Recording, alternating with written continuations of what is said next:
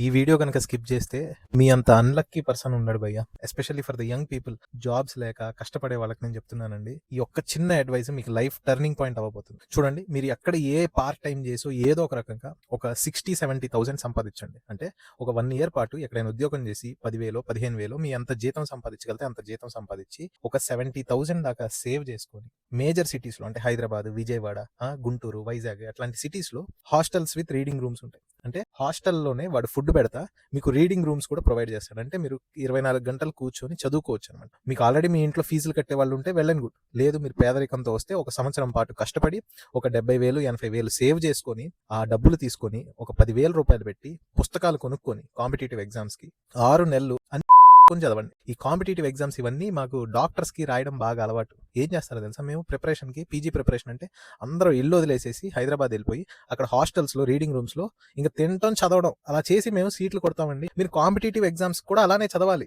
అలా చదివితే సీట్లు వస్తాయి. ఇంకోటి వచ్చి సార్ కాంపిటేటివ్ ఎగ్జామ్స్ లేవు, ఆపర్చునిటీస్ లేవు, జాబ్స్ లేవు అంటే మీరు వెతుక్కోవాలి భయ్యా. మీరు ఇలా కంప్లైంట్ చేస్తా ఉంటే మీరు బాగుపడరు. ఉన్న ఆపర్చునిటీస్ ని నువ్వు గ్రాబ్ చేయాలన్నమాట. సరే, ఇప్పుడు ఈ వీడియో ఇంతమంది చూస్తున్నారు కదా, అందరికీ సీట్లు వస్తాయంటే చూసిన వాళ్ళందరికీ బాగా మోటివేషన్ వస్తుంది. అరే భలే చెప్పాడు సార్, నిజంగా అలా చెయ్యాలి అనుకుంటారు. కానీ 1% కూడా చేయరు. ఎందుకంటే మీకు ఆ డిసిప్లిన్ లేదు కాబట్టి. రెండో రోజుకి ఎవడో ఒకడు డీవియేట్ చేస్తాడు, లేకపోతే అమ్మో మా ఇంట్లో గుర్తొచ్చింది ఇంటికి వెళ్ళిపోతాము, ఫుడ్ బాగాలేదు, బెడ్ బాగాలేదు, అది ఇది అని కంప్లైంట్ చేసుకొని ఈ బతుకంతా కంప్లైంట్ చేసుకుంటానే ఉంటారు. నిజంగా కష్టపడేవాడు చూస్తా ఉంటారు కదా, రిక్షా తొక్కునే వాళ్ళ ఫ్యామిలీలో నుంచి ఐఏఎస్ అయ్యారు, అదే అయ్యారు, ఇదే అయ్యారు. ఎందుకు? పట్టుదల.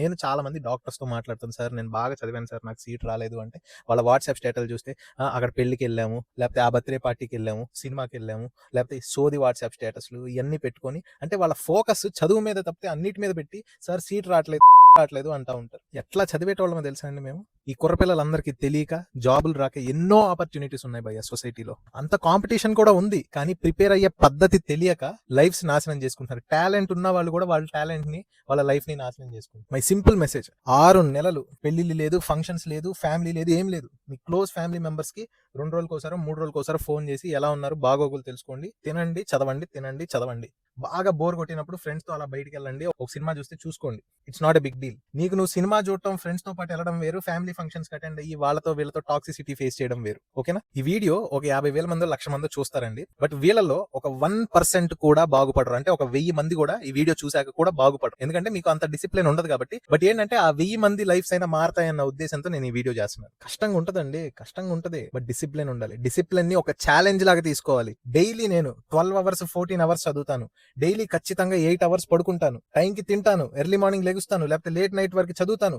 ఇట్లాంటి డెసిషన్ తీసుకొని 6 months చదవండి. ఎందుకు మారదు మీ లైఫ్? All the best.